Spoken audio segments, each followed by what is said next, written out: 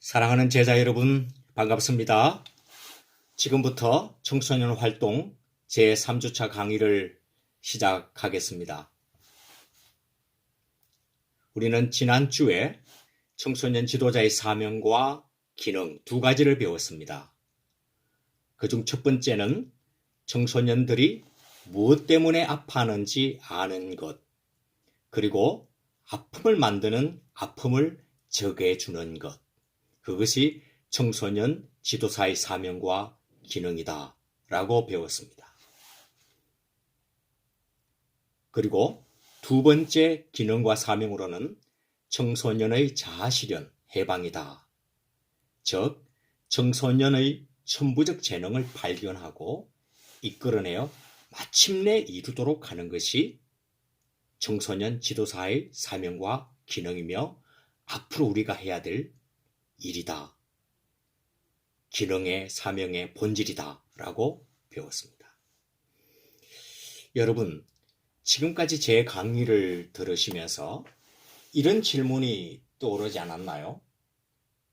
박철웅 교수님은 왜 이렇게 많은 질문을 던지실까? 바로 청소년 활동으로 들어가서 청소년 활동이 무엇이냐?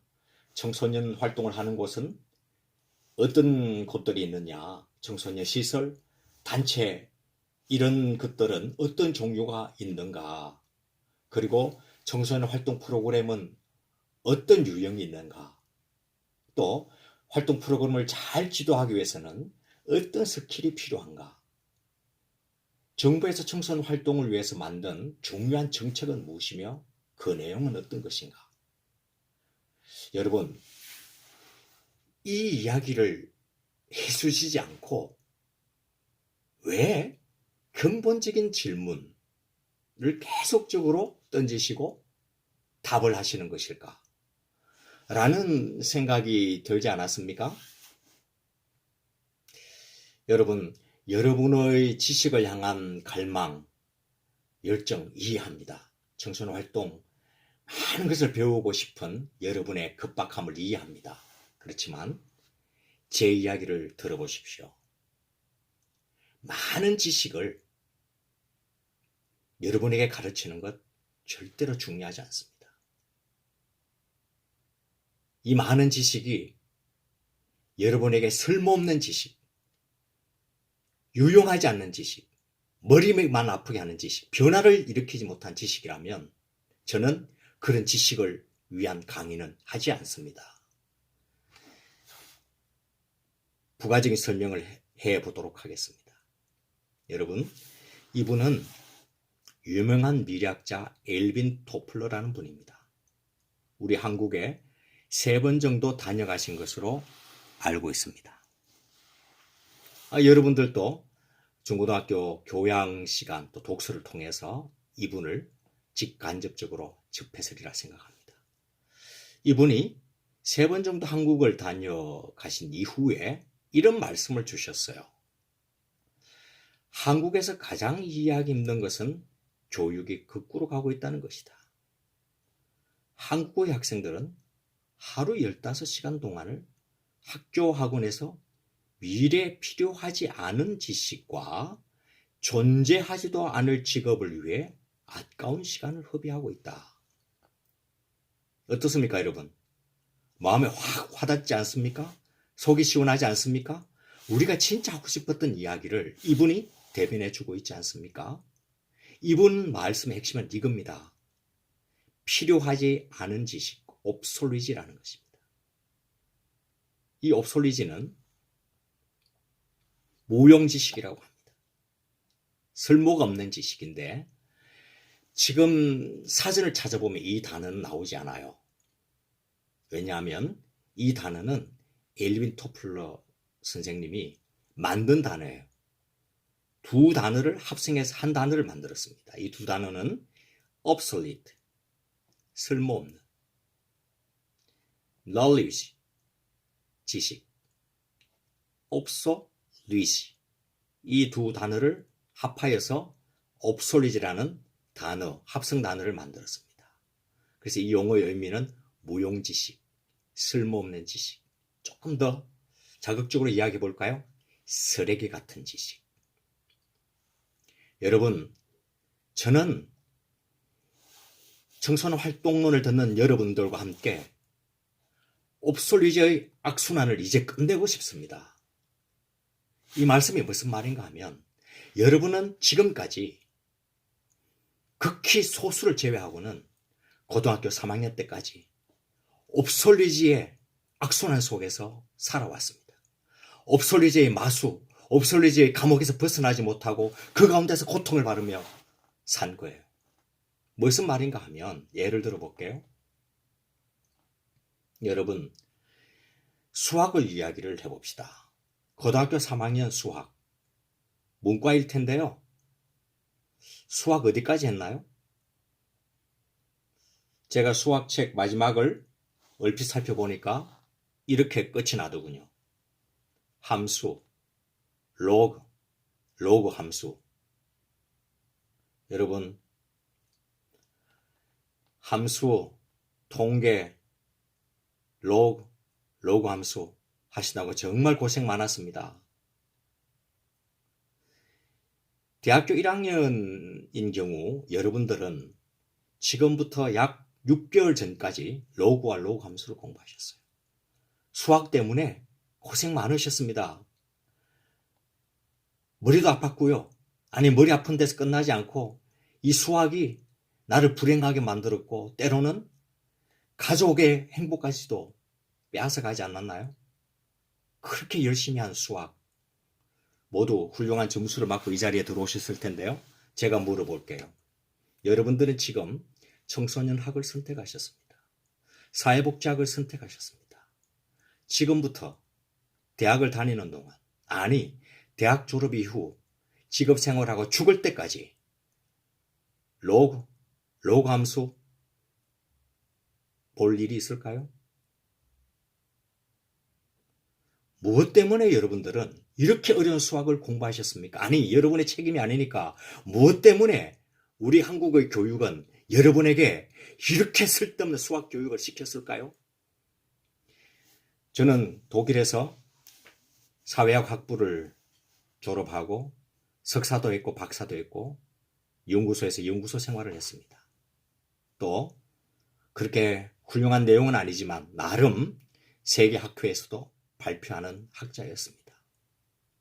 누가 저에게 이렇게 묻는다면 말입니다.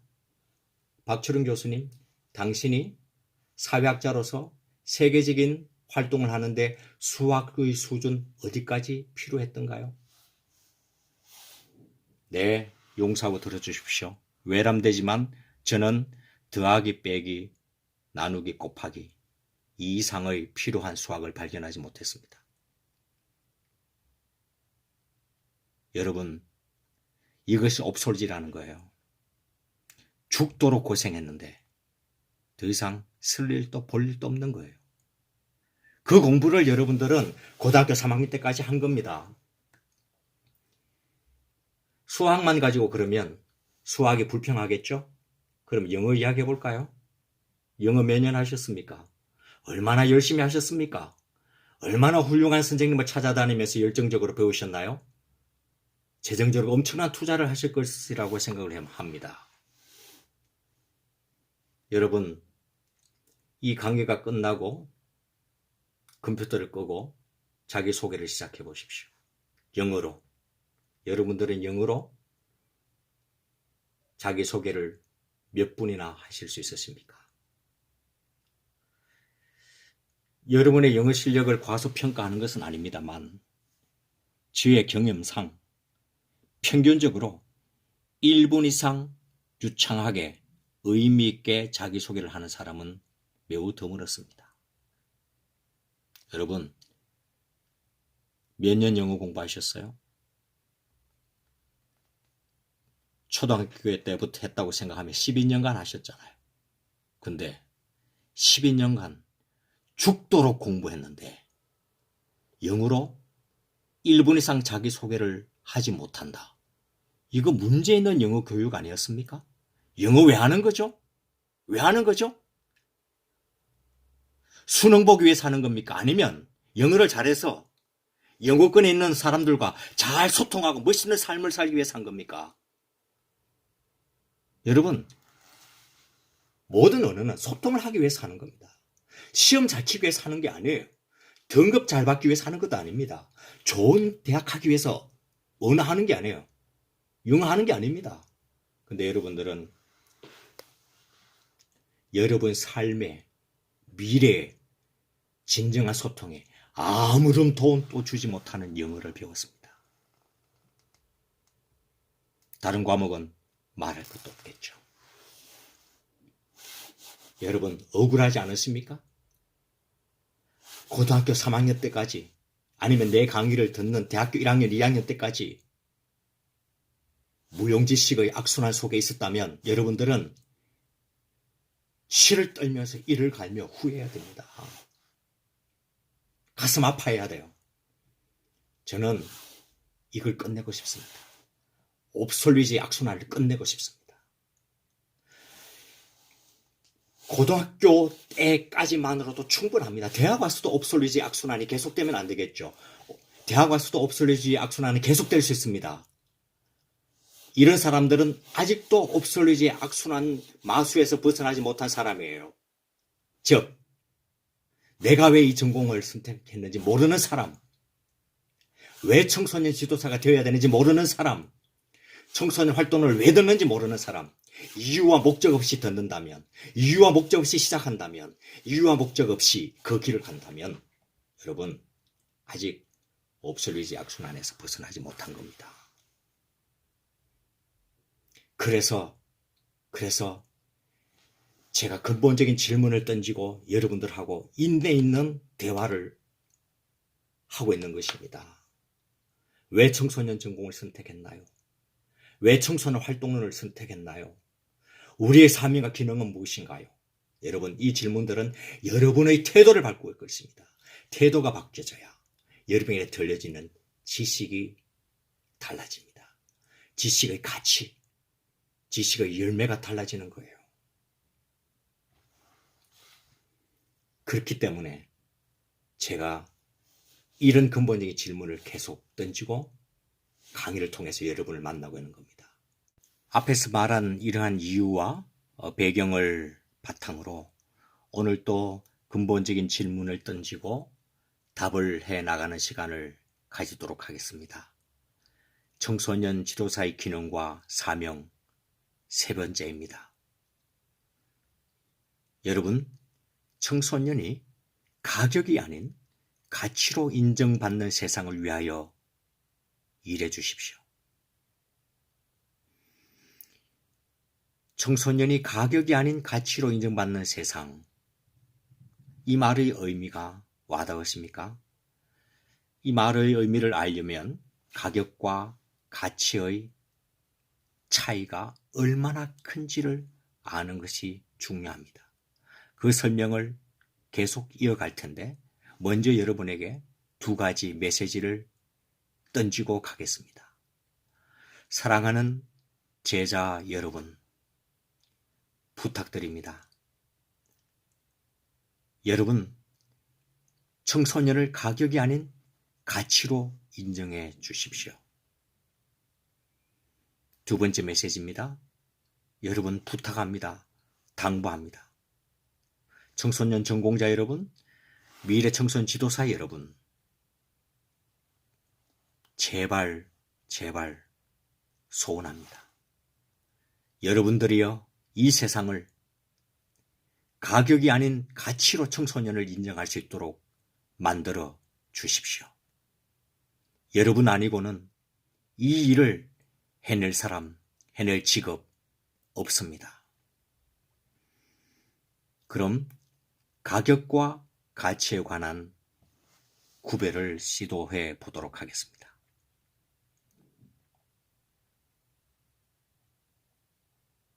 네.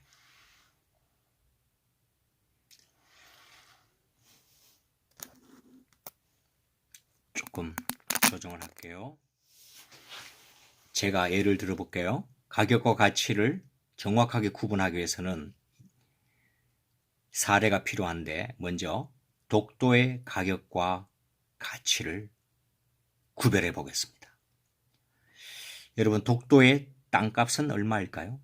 즉 독도의 부동산 가격 얼마일까요? 제가 이 자료를 만들 때 독도는 총 18만 7,554제곱미터이고 제곱미터당 19만 2천원을 하니 10억 7,400만 원이 나왔습니다. 예, 이 독도의 가격, 부동산의 가격, 땅값입니다. 여러분, 오케이, 10억이 너무 적다고 생각되시면 15억으로 하자고요. 독도의 땅값 15억. 그런데 여러분, 제가 독도를 사러 온 일본 사람입니다. 여러분을 만나서 흥정을 시작합니다. 제가 이렇게 여러분에게 묻습니다. 일본에서 왔습니다. 독도 현재 15억인데 20억 쳐드릴게요. 저한테 파시겠습니까? 여러분, 20억 주시면 독도 파시겠습니까? 안 파신다고요? 그럼 제가 다른 카드를 꺼낼게요. 10배, 150억 파시겠습니까?